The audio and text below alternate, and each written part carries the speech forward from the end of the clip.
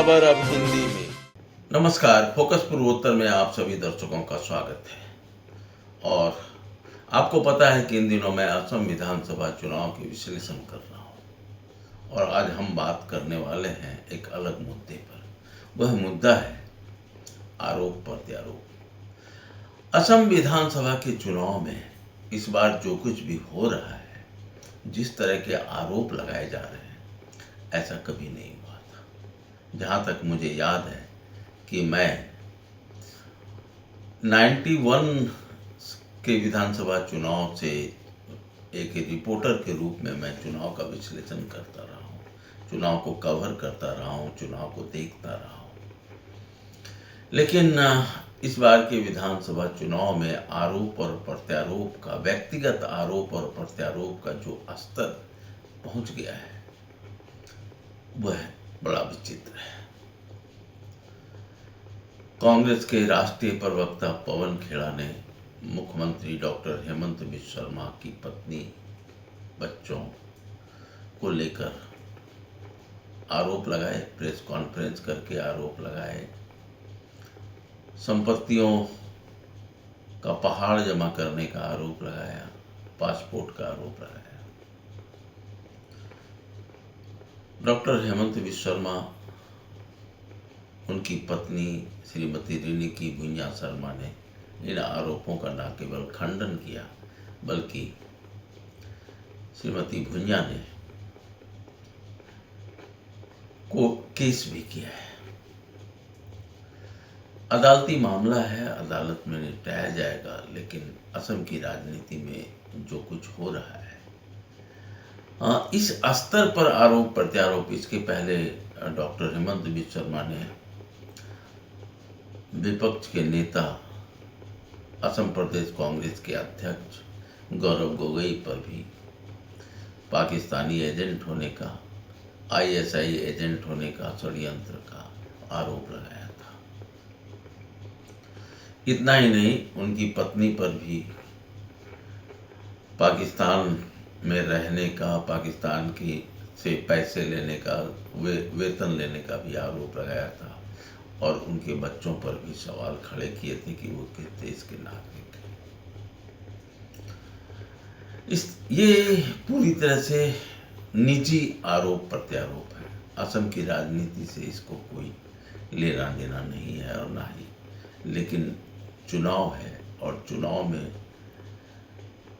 चुनाव जीतना ही सब कुछ नहीं होता है। लोकतंत्र में, लोकतंत्र की अपनी मर्यादा है, अपनी विशेषता है।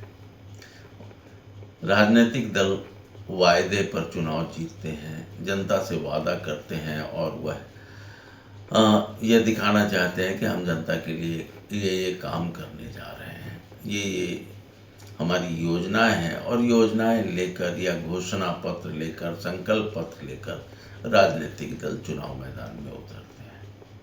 लेकिन इस चुनाव में एक अजीब तरह का खेल आरंभ हो गया है और वह है व्यक्तिगत हमले का।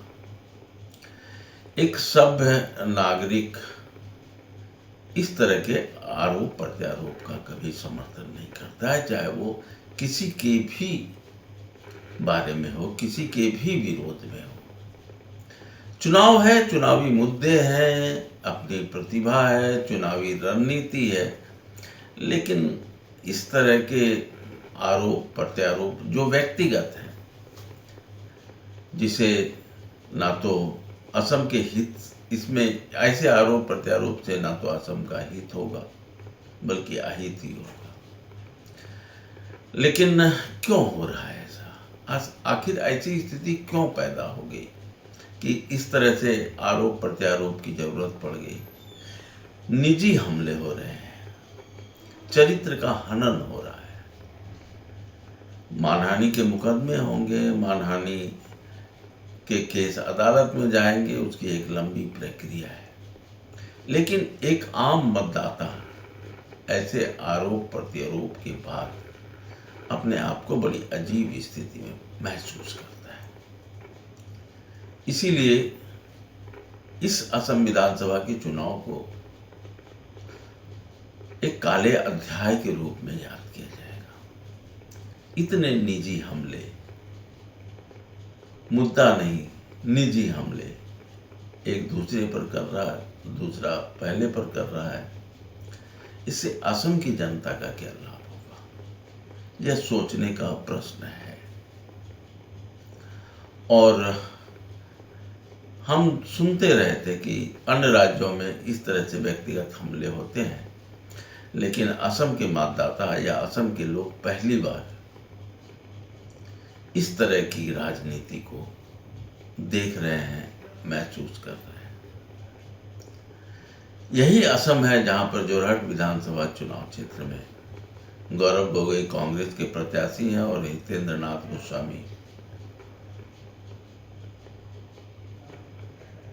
भारतीय जनता पार्टी के प्रत्याशी हैं।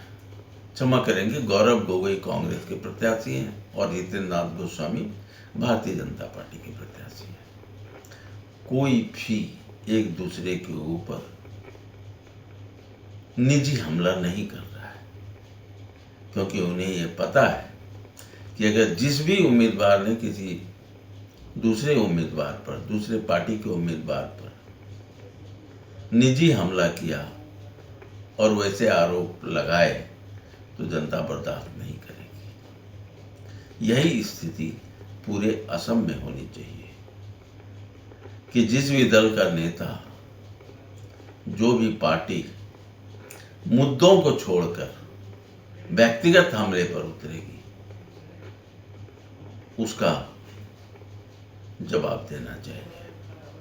हम ये उम्मीद करते हैं कि चुनाव के बाद आरोप प्रत्यारोप का यह सिलसिला यहीं थम जाएगा और लोग शांत भाव से अपनी जिम्मेदारी का निर्वहन करेंगे। असम में विधानसभा चुनाव का प्रचार अब अंतिम चरण में है और उसके बाद मतदान होगा। आप किसे वोट देंगे, ये आपका अपना विश्वास है, आपकी अपनी मानसिकता है। और मैं यह नहीं कहूँगा, और मैं चूँकि भविष्यवक्ता नहीं हूँ कि कौन सी पार्टी जीत रही है, कौन सी पार्टी हार रही है, किसकी स्थिति अच्छी है, किसकी स्थिति अच्छी नहीं है, क्योंकि यह तो मतदाता तय करेंगे और मतदाताओं ने तय कर लिया होगा कि उन्हें किन्हें वोट देना है। लेकिन मेरा एक आग्रह जरूर है कि आपका एक वोट बहुत ही कीमती है। चाहे स्थिति जो भी हो, चाहे परिस्थिति जैसी भी हो, अपने मताधिकार का प्रयोग जरूर करें।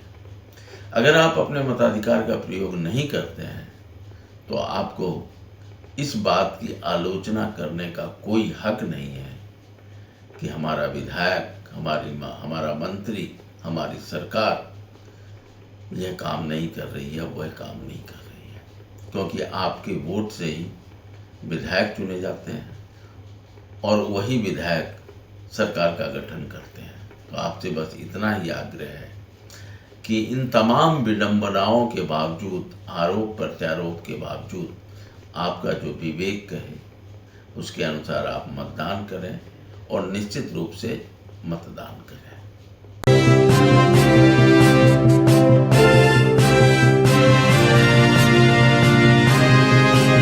पूर्वोत्तर की खबर अब हिंदी